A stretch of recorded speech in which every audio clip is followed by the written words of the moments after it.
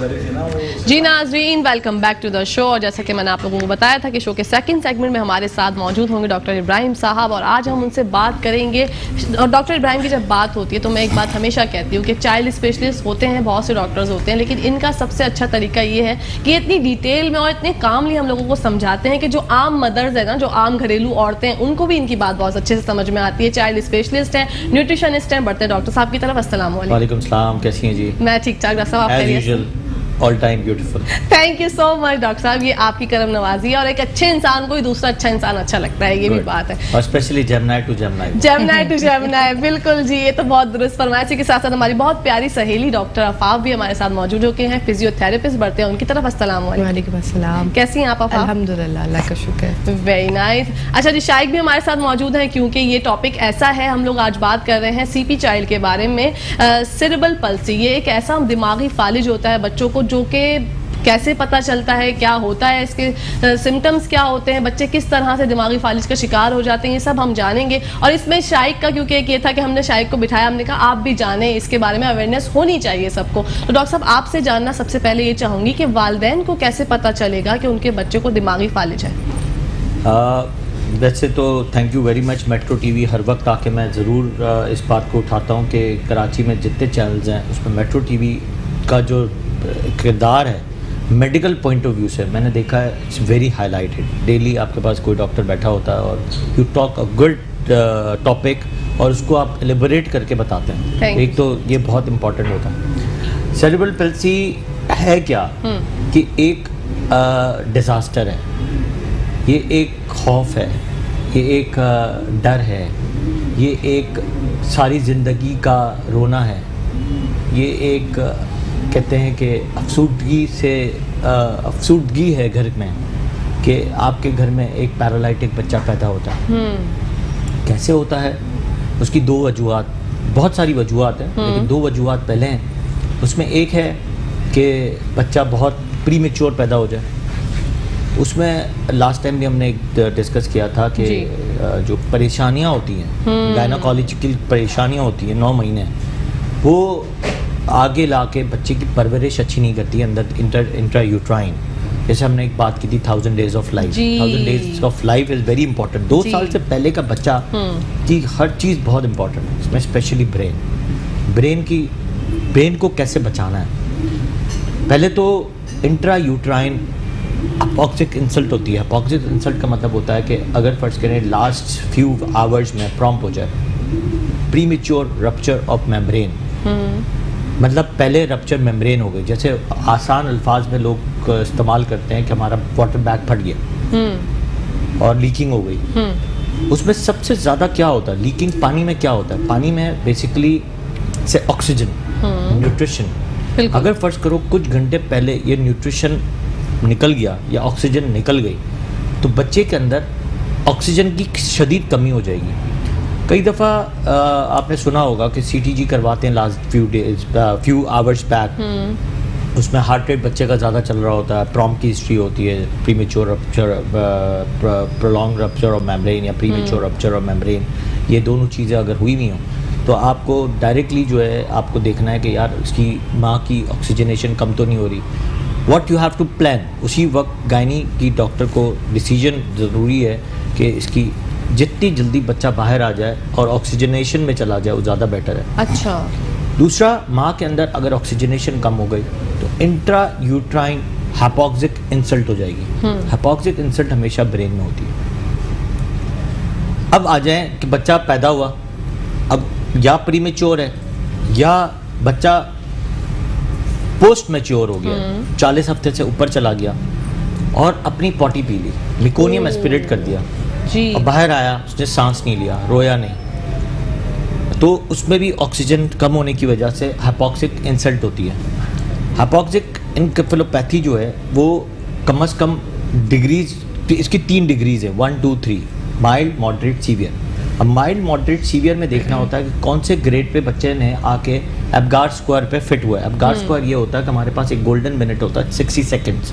Okay 60 seconds मतलब 1 minute. 1 minute में आपको बहुत सारे काम करने हैं, बच्चे की रिसर्चिटेट करनी है। जितना अच्छा गायनी का डिपार्टमेंट होगा, इतना अच्छा न्यूनेटल इंटेंसिव केयर निक्यू होना चाहिए कि जितनी जल्दी बच्चे को रिसर्चिटेट कर लें। जितना जल्दी बच्चा रोएगा इतना जल्दी बच्चा का ब्रेन सेफ होगा। ओके जितना बच्चा डिले रोएगा इतना बच्चे का ब्रेन एब्नॉर्मल होगा। Okay this is called hypoxic insults. जी एक तो हो गया इंट्रायूट्राइन, एक हो गया बाहर आने से बाद। ठीक है। अब आ जाए कि बच्चा बिल्कुल ठीक था, कुछ प्रॉब्लम नहीं था, बट सडनली 3rd डे पे 4th डे पे माँ शुगर की पेशेंट थी। बच्चा मैक्रोसोमिया पैदा हुआ, मतलब बड़ा साइज का पैदा हुआ, और शुगर लेवल किसी ने देखी नहीं। अच्छा एग्जाम्पल के घर में बच्चा पैदा हो गया या किसी ऐसी क्लिनिक में पैदा हो गया जहाँ पे इसकी मालूमात ना थी कि बच्चे को शुगर देखनी चाहिए थी। सडनली माँ की शुगर हाई थी, माँ थी किसी एंटी डायबिटिक मेडिसिन पे, और बच्चा पैदा हो गया शुगर वाली माँ का, बड़ा बच्चा। जी उसकी 72 आवर्स तक शुगर लोअर नीचे होगी। क्या होगा, शुगर लेवल जब नीचे होगी तो झटके पड़ने शुरू हो जाएंगे। हाँ अब जब झटके पड़ेंगे, अब उसको मैनेज करने के लिए आपको you need a good NICU, NICU, neonatal intensive care unit. बिल्कुल। उसके साथ चाहिए न्यूनेटोलॉजिस्ट जो बहुत एक्सपर्ट, बहुत अच्छा होना चाहिए, जिसकी ओपिनियंस बहुत अच्छी हो, उसको पता होना चाहिए। उसके साथ उसका स्टाफ। मैंने हर वक्त अपने स्टाफ के साथ भी एक काम करते हुए कहता हूँ, every doctor needs a team.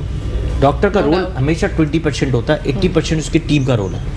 और I appreciate my team work कि टीम जितनी स्ट्रांग होती है इतना आपका अच्छा रिजल्ट्स निकलते हैं। No doubt.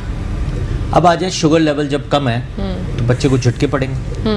अब उससे भी आपकी अपोक्सिक इंसल्ट होने के चांसेस हैं। अब घर बच्चा चला गया, एक बच्चा नॉर्मल था, घर चला गया, सडनली 6 दिन बाद 7 दिन बाद माँ की कोई इन्फेक्शन था या माँ को कोई प्रॉब्लम थे, वो 1 महीने तक कोई इन्फेक्शन डेवलप कर सकता है। वो इन्फेक्शन 1 महीने के अंदर अंदर इन्फेक्शन हो गया उसको, या उसके मेटाबॉलिक सिस्टम गिर गया, मतलब सोडियम गिर गया, शुगर लेवल कहीं गिर गई, कैल्शियम गिर गया, पोटाशियम PO4 गिर गया, फॉस्फेट गिर गया, इससे भी झटके पड़ना शुरू हो जाएंगे। ओह अब ये कई दफ़ा हम डायग्नोसिस नहीं कर सकते। हर चीज़ की डायग्नोसिस हर हॉस्पिटल में नहीं होती है। बिल्कुल। इवन दो कि आप थोड़ा सा कराची से बाहर जाएं या कराची के अंदरूनी भी बहुत सारे ऐसे इलाके हैं जहाँ पे आप बहुत सारी चीज़ें डायग्नोज नहीं कर सकते। ये हमारा एक प्लेटफॉल है। जी अलमिया है, बिल्कुल ठीक सही है। बात है। अब आ जाएं कि आगे क्या हुआ। अगर फर्ज करें किसी बच्चे को 4th डे पे 5th डे पे सीवियर जॉन्डिस हो गया। जॉन्डिस में लोगों ने कहा कि हम तो घर में ट्रीट कर लेंगे, और जॉन्डिस पहुंच गया 20 से ऊपर, उसका ब्लड एक्सचेंज होना था जी। कि हम ब्रेन को सेव करते हैं। हाँ अब हर चीज़ ब्रेन पे आती है, ओके। तो ये सारे सेरेब्रल पैल्सी के ही नमूदार होने के चांसेस हैं। अच्छा जॉन्डिस हुआ, हाई जॉन्डिस की वजह से बच्चे का ब्रेन डैमेज हो गया, फिर सेरेब्रल पैल्सी हो गई। उफ। आगे जाके फर्ज करें कि बच्चा बिल्कुल ठीक था, लेकिन सडनली जो है 1-1.5 महीने बाद उसकी लेवल्स ऑफ एसिडोसिस बढ़ना शुरू हो गई। उसमें भी अचानक जो है कार्बन डाइऑक्साइड कम हुआ, ऑक्सीजन कम हुआ, और सडनली बच्चे को फिट्स पड़ना शुरू हो गए। उसमें कई दफ़ा बाइकार्ब कम होता है, सोडियम भी कम हो जाता है। वो कहते हैं हम inborn error of metabolism. Okay. उसका भी ज़्यादातर दारोमदार कई दफ़ा तो बॉडी के स्ट्रक्चर ऑफ किडनीज पे ज़्यादा होता है, इसके बाद लिवर पे होता है, एंड 25% ब्रेन पे भी हो सकता है। वो भी कई दफ़ा उस इनबॉर्न एरर्स को ब्रेन में सेरेब्रल पैल्सी बनाने के चांसेस होते हैं। तो ये जेनेटिकली भी होती हैं। अच्छा। माँ बाप के कोई क्रोमोसोम्स ऐसे होते हैं जो ऐसे मैच कर गए जिससे इनबॉर्न एरर ऑफ मेटाबॉलिज्म बच्चा बन गया, जिससे CP बनने के चांसेस हैं। ओके। तो ये है सारी सिचुएशंस जो मैंने बताई अर्ली एज पे।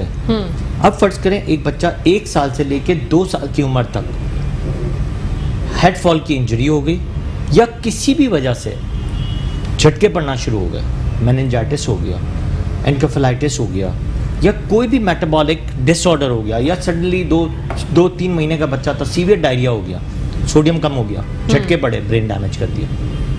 अल्लाह। सडनली कोई भी ऐसा एपिसोड हुआ, शुगर भी कम हो गई, सोडियम भी कम हो गया, झटके पड़ना शुरू हुए, ब्रेन को डैमेज कर दिया 2 साल के अंदर अंदर। अच्छा। ये this can cause cerebral palsy. अच्छा, ये जो ऑक्सीजन ना लेने वाली जो जो लोगों की सोच है या बहुत सारे ऐसे हैं, वो सिर्फ जो सीपी बनते हैं वो सिर्फ 25% है। 2 साल के अंदर बहुत सारे ऐसे सिम्टम्स हैं जो मैंने आपको बताए सारे, उसकी मेन वजूहत ये सारी हैं जिससे हम डायग्नोसिस बनाते हैं कि ये सीपी है या नहीं है। दिस इज कॉल्ड हिस्ट्री, जी।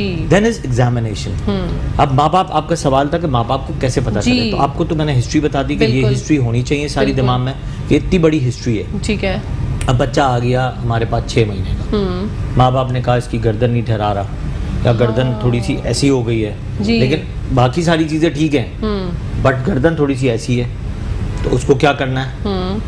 अब ये माइलस्टोन्स का एक हिस्सा था। माइलस्टोन्स में बच्चे की गर्दन ठहराते ठहराते ऐसे होनी चाहिए थी, ऐसे हो गई। ओके।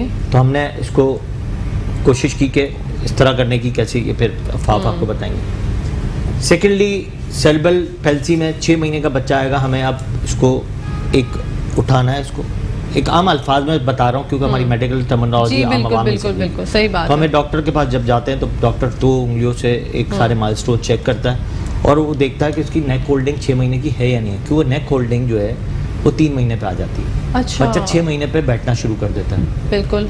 6 महीने के बाद बच्चा ये बैठ सब के, डॉक्टर साहब आपसे जाने ही ब्रेक का टाइम आ गया है जनाब, और शाइक आपका बहुत बहुत शुक्रिया कि आपने हमें इतने अच्छे अच्छे वर्कआउट सिखाए। Thank you so much. Welcome. जी नाज़रीन, तो कहीं जाइएगा मत, देखते रहिए मुस्कुराती सुबह।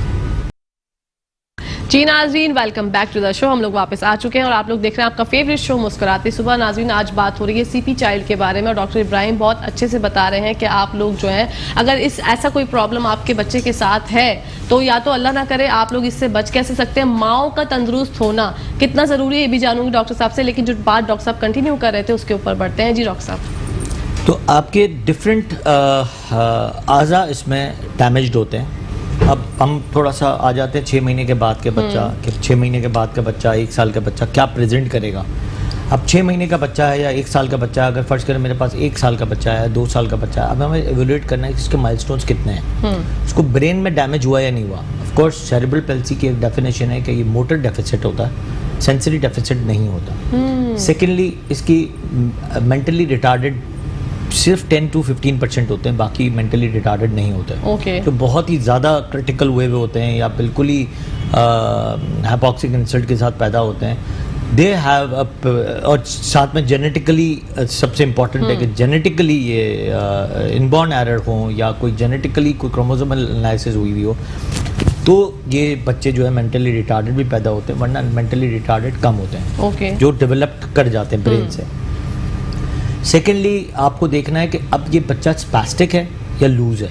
ओके। लूज वाले ज़्यादातर बच्चे, उनकी आप हिस्ट्री लेंगे तो उनके जॉन्डिस की साइन मिलेगी आपको, अच्छा। पीलिया। अब पीलिया को लोग बहुत आसान लेते हैं कई जी। दफ़ा। इसको भी एक बहुत बड़ा एलिबरेटेड वो है चैप्टर कि इसमें जॉन्डिस अगर हो जाता है, अगर 15, 16, 17 से आगे चला जाता है और 20 पे पहुंच जाता है और उस बच्चे का उस वक्त ट्रीटमेंट नहीं हुआ, आया कि 18 से नीचे है तो फोटोथेरेपी लाइट्स अच्छी नहीं लगी, यहाँ पे 20 से अबव है और 20 से अबव होके इसका ब्लड एक्सचेंज नहीं हुआ और अर्जेंटली नहीं हुआ, तो इसका मतलब है कि आपका बच्चा सेरेब्रल पैल्सी होने के चांसेस बहुत ज़्यादा है। अल्लाह अकबर। जॉन्डिस ज़्यादातर या तो फिजियोलॉजिकल होता है, या एक लड़का है तो G6PD डेफिशिएंसी हो सकती है, थायराइड हो सकता है, या फिर आपकी माँ का ब्लड ग्रुप O पॉजिटिव हो या बच्चे का ब्लड ग्रुप कोई और ब्लड ग्रुप का हो जाए, A हो जाए, B हो जाए, AB हो जाए, O ना हो, सेम ना हो, या माँ नेगेटिव है या बच्चा पॉजिटिव हो जाए, या माँ पॉजिटिव है बच्चा नेगेटिव पैदा हो जाए, तो इसको भी जॉन्डिस बहुत हाई ग्रेड का होता है,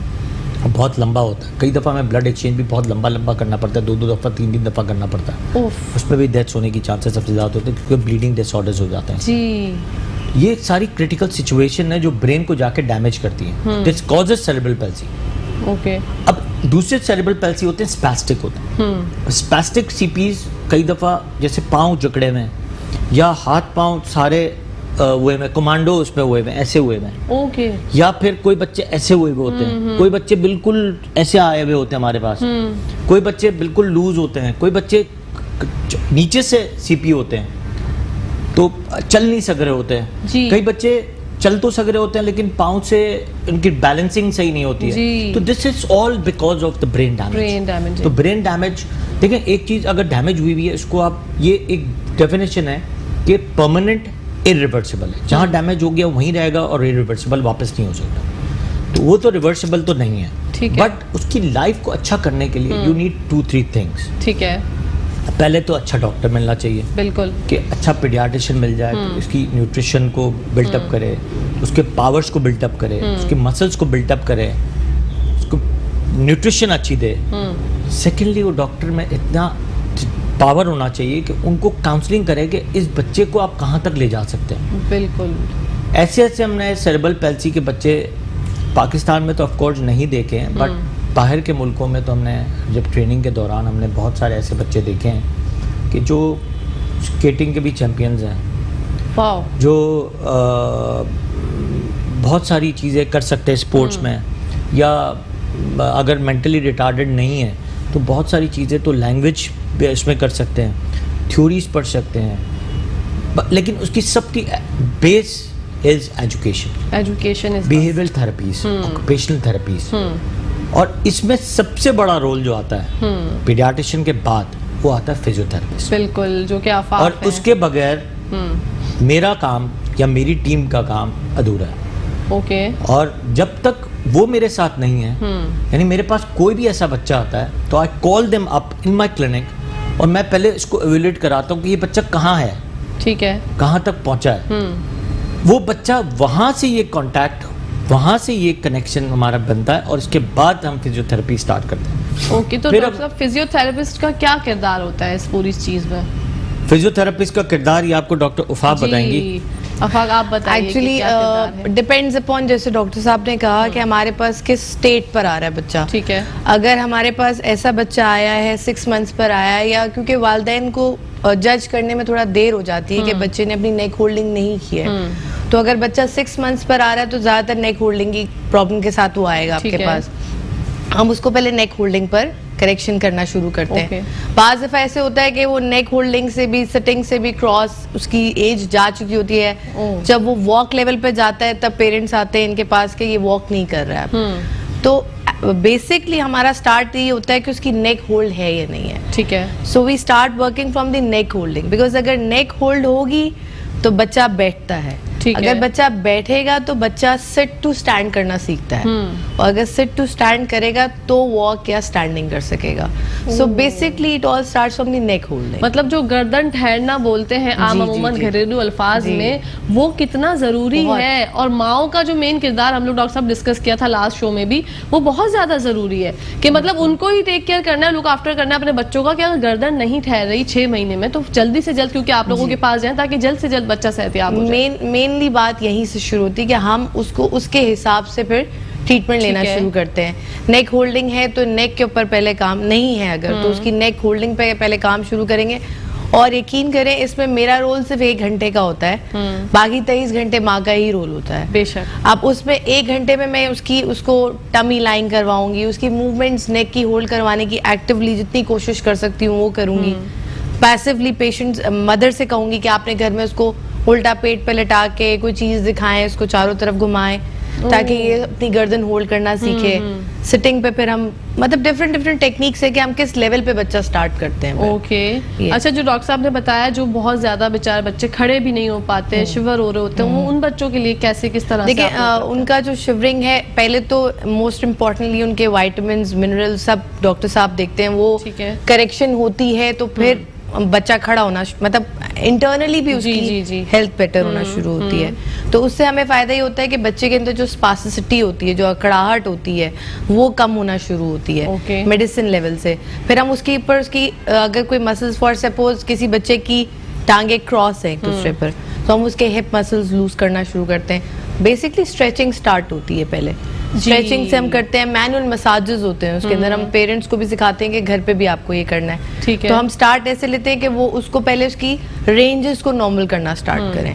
जिस रेंज पर मेरी टांग खड़ी होनी चाहिए वो रेंज पे पहले जानी चाहिए। उसके बाद हम फिर सपोर्ट लेना शुरू करते हैं। मीनवाइल हम आगे से ऑर्थोटिस्ट या प्रोस्थेटिक्स को कॉल करते हैं, वो हमारे पास आते हैं, बच्चों का साइज लेते हैं, उनके जूते बनवाते हैं, जहाँ की करेक्शन करने की ज़रूरत होती है उस एंगल्स पे करेक्शन करवा के बाय द टाइम वो मतलब फिर वो भी चेंज होती हैं चीज़ें बीच में। अच्छा। तो जैसे जैसे हमें रेंज मिलती है फिर हम बच्चों को उस पर उसकी ट्रेनिंग करना स्टार्ट करते हैं। उसकी ट्रेनिंग फिर हम उसकी गेट ट्रेनिंग या समझ लें वॉक ट्रेनिंग स्टार्ट करना शुरू करते हैं। उनकी टेक्निक्स है हमारी अलग अलग तरीके से कि हम लेटे हुए बच्चे को पहले खड़ा बैठाएंगे, बैठाने से फिर खड़ा करेंगे, फिर वॉक करवाएंगे। और माशाल्लाह आप लोग कामयाब भी होते हैं। अल्हम्दुलिल्लाह। कुछ वीडियोस हैं जी। अल्हम्दुलिल्लाह। कुछ वीडियोस हैं हमारे पास, आप लोग स्क्रीन पे देख रहे होंगे नाजरीन कि किस तरह ये लोग जादूगरों की तरह माशाल्लाह काम करते हैं और जो वालिदैन दिल बर्दाश्ता हो जाते हैं, क्योंकि देखिए औलाद की बड़ी तकलीफ, औलाद की तकलीफ से ज़्यादा कोई तकलीफ दुनिया में मायने नहीं रखती। और किसी बच्चे को, माँ बाप को पता चल जाए कि उनके बच्चे के साथ ये मसला है, तो वो कहते हैं कि हमारे खून की आखिरी बूंद तक ले लो लेकिन हमारा बच्चा जो है वो सेहतियाब हो जाए। तो ये बहुत अच्छी बात है। और डॉक्टर इब्राहिम साहब, मैं आपसे जानना चाहूँगी माओ का तंदुरुस्त होना कितना ज़रूरी है? माओ का तंदुरुस्त होना इतना ज़रूरी है कि जितना आप सोचें कि एक बच्चा जब इतना होता है और इतने से इतना हो जाता है तो उसमें सिर्फ और सिर्फ किसका किरदार है? न्यूट्रिशन का। फर्ज करें एक बच्चा, छोटी सी एक एग्जांपल देता हूँ, वॉमिटिंग डायरिया आपको होता है या बुखार हो जाता है, लंबा चलता है, या आपको कोई ऐसी डिजीज़ हो जाती है, उसमें पहले क्या गिरता है? आपका डाइट गिर जाती है, वेट गिर जाता है, आप बिल्कुल सेहतमंद, आपकी पूरी सेहत गिर जाती है। उसमें मेन किरदार क्या है? न्यूट्रिशन। हमारे मेडिकल टर्मिनोलॉजी में अगर कोई बीमार भी है, इंटेंसिव केयर में भी है, तो पहले मेडिसिन नहीं देनी, पहले न्यूट्रिशन देनी है। बिल्कुल। थॉमस एडिसन ने एक बहुत पुराने वक्तों में एक बात कही थी कि आगे जाके the disease will be treated with the nutrition instead of to cure with the medicines. यानी कितने 100 साल पहले एक बात कही गई, वो आज आप देखें कि न्यूट्रिशन पे कितना फोकस किया जा रहा है। न्यूट्रिशन, एक्सरसाइज, जिम, वॉक, ये हमारे मुल्क में कहाँ था? नहीं, बिल्कुल। अब बहुत ज़्यादा हाईलाइट कर रहे हैं, अब बहुत ज़्यादा चीज़ें इस पर डेवलप की जा रही हैं, इसी तरह ही डेवलप किए जाते हैं। यानी यहाँ पे भी जब फिजियोथेरेपी होता है तो उनके साथ न्यूट्रिशन बिल्टअप करना बहुत ज़रूरी है। अगर न्यूट्रिशन बिल्टअप नहीं है तो मैं मसल बिल्टअप नहीं कर सकता, उसमें पावर नहीं ला सकता। अब ये गाइडेंस इज़ वेरी इंपॉर्टेंट। इस गाइडेंस के लिए हमारा कौन कौन चाहिए? गायनेकोलॉजिस्ट चाहिए, हमें अच्छा पीडियाट्रिशियन चाहिए, अच्छे लोग चाहिए, न्यूट्रिशनिस्ट चाहिए, साथ साथ लोगों की टीम चाहिए। लेकिन जब तक टीम नहीं है, यानी गायनी के साथ एक एसोसिएशन है कि बच्चा, अब माएँ क्या करती हैं, देखिए अब होता क्या है कि अगर माएँ हैं या घर वाले हैं, उनकी न्यूट्रिशन का ख्याल नहीं रखते, या उनसे बहुत ज़्यादा काम करा रहे हैं, या उनकी बिल्टअप ऑफ वो नहीं है। अगर फर्ज करें, और दूसरा माओ के अगर 6 बच्चे हो गए, 5 बच्चे, वो अपने न्यूट्रिशन का कहाँ ध्यान रखेगी? आखिरी 2-3 बच्चे जो होते हैं उनकी जो डेवलपमेंट डिले होती है या निग्लेजेंसी होती है, चाइल्ड निग्लेक्ट कितना होता है। जी, इसी के साथ साथ एक कॉलर है हमारे साथ। अस्सलाम वालेकुम। वालेकुम अस्सलाम। जी, मेरी प्यारी बहन, कौन बात कर रही हैं? मैम, मैं महविश बात कर रही हूँ कराची से। जी महविश, फरमाइएगा। मैम, मैंने बिल्कुल अब प्रोग्राम देखना शुरू करा है मेट्रो पे। असल में मेरा बच्चा भी बिल्कुल सेम यही है। अच्छा। उससे भी दिमागी फालिज है, सीपी चाइल्ड है। ठीक है। और हमने बहुत सारे डॉक्टरों को दिखाया है, इससे फिजियोथेरेपी भी करा रहे हैं, लेकिन इतना ज्यादा कोई फर्क नहीं हो रहा। अभी मैं डॉक्टर साहब की बातें सुन रही थी तो मैंने डॉक्टर साहब का पता करूँ कि क्लिनिक वगैरह कहाँ है, अगर मैं जाना चाहूँ, मिलना चाहूँ, क्योंकि मैं बहुत जगह से इलाज करवा चुकी हूँ इसका। अच्छा। तब ये कि थोड़ी जिस तरह से डॉक्टर साहब बता रही थी कि गर्दन टिकाना, मैं घर में भी कराती हूँ। तो आपके बच्चे की एज क्या है महविश? मैम 5 साल का हो गया, ये 6ठे साल में लगने वाला है। ओके, तो आपको लेट पता चला कि ये सीपी चाइल्ड है? जी, पूरे 1 साल के बाद मुझे पता लगा है। अच्छा। असल में इनका, लेकिन मैंने 1 साल के फौरन शुरू करवा दिया था। मैंने इनकी एक्सरसाइज वगैरह तो काफी हद तक नेक होल्ड भी करते हैं। ठीक है। और बैठने की भी कोशिश करते हैं। बाकी इनकी चेयर, शूज वगैरह सब मैंने सब कुछ है मेरे पास अवेलेबल। ठीक है, ठीक है। लेकिन मैं चाह रही हूँ कि डॉक्टर साहब से मिलने का। डॉक्टर साहब से कोई सवाल पूछना चाहेंगी महविश? मैं डॉक्टर साहब से ही बात करना चाहती हूँ। आप बात करना चाहती हैं डॉक्टर साहब से? जी डॉक्टर साहब, महविश है कॉल। अस्सलाम वालेकुम बहन। अस्सलाम वालेकुम डॉक्टर साहब। डॉक्टर साहब, मेरे बेटे भी 6 साल का होने वाला है और ये भी सीपी चाइल्ड है, और हुए थे तो तब तो हमें नहीं पता लगा था, लेकिन 1 साल के बाद।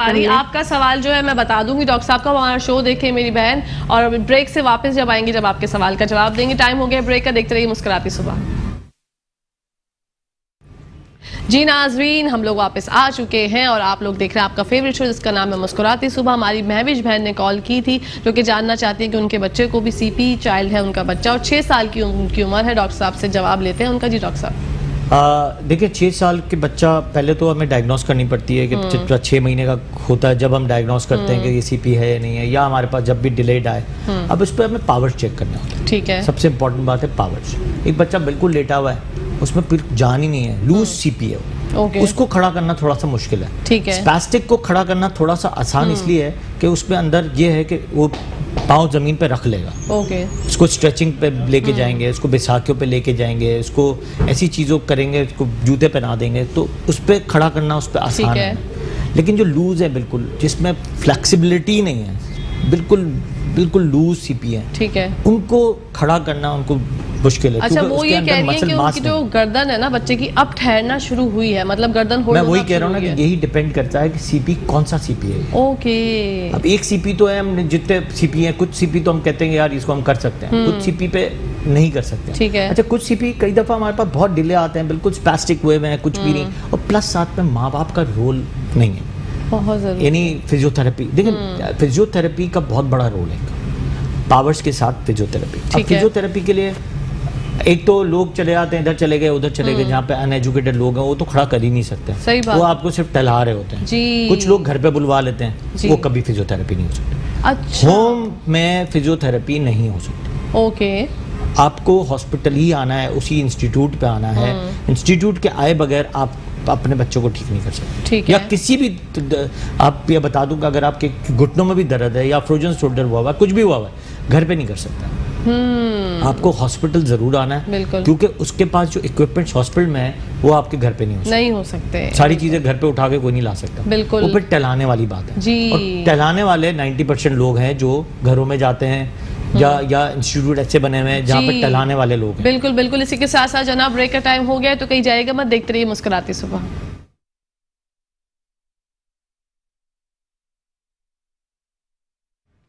जी नाज़रीन, welcome back to the show. और डॉक्टर साहब, आपने इतने अच्छे तरीके से जो है वो समझाया ख़वातीन को, मर्द हजरात को, जो वालिदैन देख रहे होंगे, मुझे उम्मीद है कि उनको पता चल गया होगा कि सीपी चाइल्ड के साथ किस तरह से उनको ट्रीट करना चाहिए। और अगर आपको जो भी प्रॉब्लम दरकार है बच्चों से रिलेटेड, डॉक्टर साहब के पास जाएँ, वो आपकी हर प्रॉब्लम का सॉल्यूशन मैं गारंटी के साथ कहती हूँ कि डॉक्टर साहब आपको हल कर देंगे। डॉक्टर साहब कुछ कहना चाहेंगे? कहने में इम्पॉर्टेंट ये है कि माँ, बच्चा, next uterus depends 1000 days of life. बिल्कुल, 1000 दिन माँ के और बच्चे के लिए बहुत इंपॉर्टेंट है, बहुत ज़रूरी है। अगर वहाँ आपने मैनेज किया, मतलब माँ का 1 दिन का बच्चा पेट के अंदर और 2 साल तक के बच्चे की अगर आपने न्यूट्रिशन माँ के साथ डेवलप की, माँ अपना दूध पिलाती रहे, तो बहुत इंपॉर्टेंट है, बहुत ज़रूरी है। उसमें आपकी जो बच्चे की जितनी भी बीमारियाँ हैं उसको आपको 20% रह जाती हैं। डॉक्टर्स विजिट सबसे कम रहते हैं जी। तो nutrition of life is very important, very important, ये इंपॉर्टेंट है। और हमारे पास अगर विजिट करना है तो ताहिर मेडिकल सेंटर में आए, 4 से 8 के बीच में